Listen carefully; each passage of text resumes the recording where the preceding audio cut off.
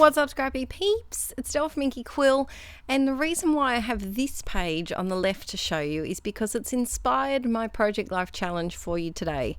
Today I'm over on the Citrus Twist blog, and my challenge is to make a mainly monochromatic Project Life spread.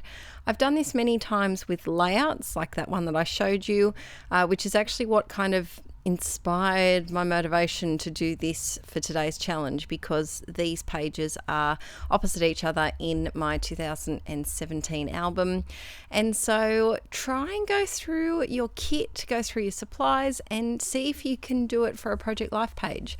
I feel like it's something that's a lot more common to see in layouts, but I haven't really seen too many monochromatic Project Life pocket pages. So I'm using the August PL kit from Citrus Twist, and I went through the ephemera pack and pulled out anything that was blue or kind of neutral. So I call a wood grain a neutral color, black and white neutral. They don't really count with my monochromatic scheme. I'm going through, and the alphas for this month weren't a suitable color, and so I decided to delve into my stash and picked these blue ones from my PL kit from, I think it was probably a couple of months ago. It was only recently, these blue alphas, and I'm just writing the date here. Look at how little Mr. Bean is. Oh, he's so tiny there.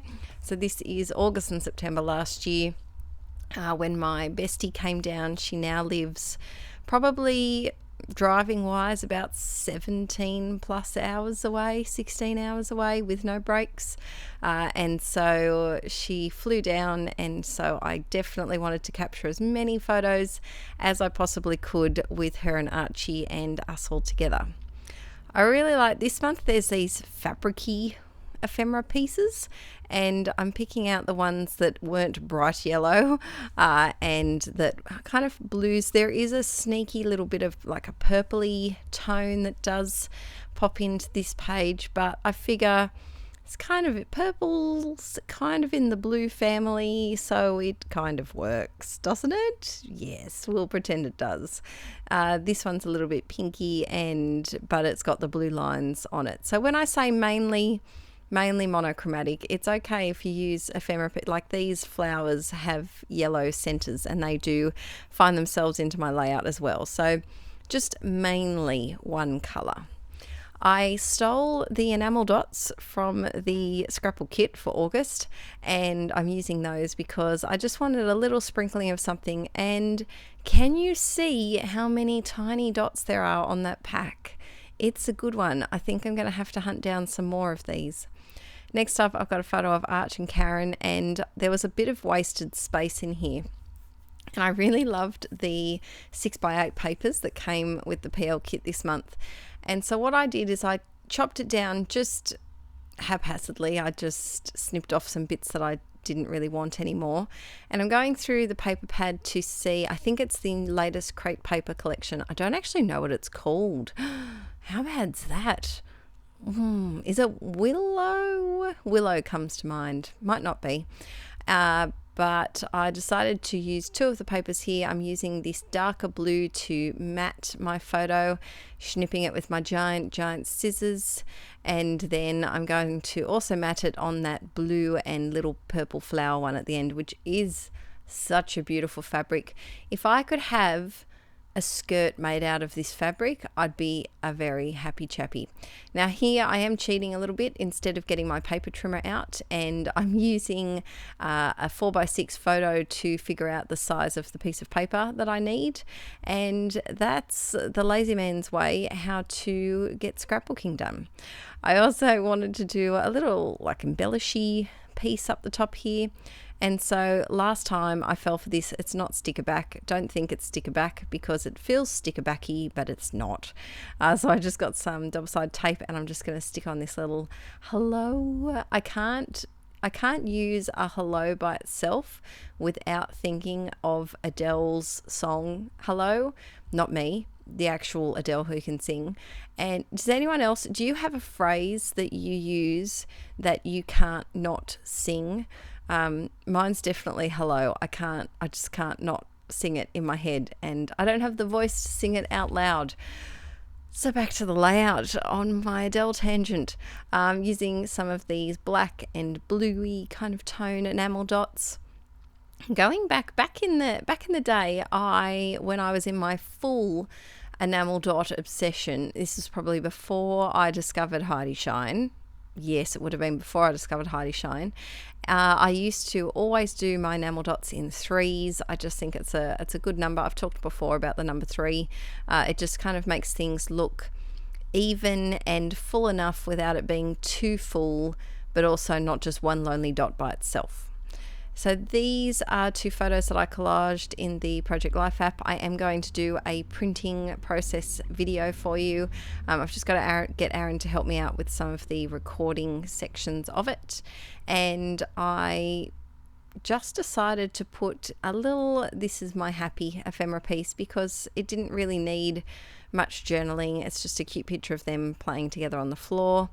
This next one is going to be my main journaling card for the page, and I was tossing up with what to do with this one. I ummed and ahed for a little bit, but I decided to go with these flowers, and they're really cool because I have these cut out sections in them, so I just popped those out and then I glued them down just with wet glue because the thought of putting double-sided tape on the back of that cut out flower was not a pleasant thought. I was going to do the 3, but then thought it was too busy.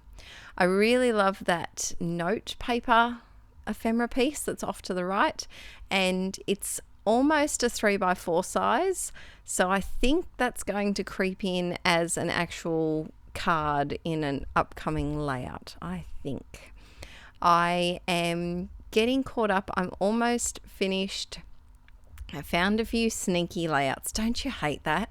When you think you've finished an album and then wha-bam, there's a few sneaky pages that you've forgotten to do. Oh, it gets me every time. And so I hadn't completed my July, August, September album, which I thought I had. So I've still got quite there's probably now only maybe 3 layouts to do. This does go back into focus in just a second. Sorry about that. There's probably about 3 layouts left to do there, but there's a few special layouts, and so I'm not really sure what supplies I want to use for those yet, so I'm kind of just waiting for that. There's my big noggin hopping into the frame. It's hard when you're filming a video and you're doing something like this that requires you to really look at where your pen's going, to not get your giant head in the way. So I do apologize if it does sneak in. Over here on the right hand side there was kind of just some things on the shelf and it looked a bit busy in the background, so I'm just covering up with that number 1 and some washi just from my stash, and then I'm using those alphas to spell out BFFs. I was lucky in that the photos for this week led itself to being very blue because we were wearing blues and greys, very neutral, but it was just a very bluish tone, even the things in the background of my house.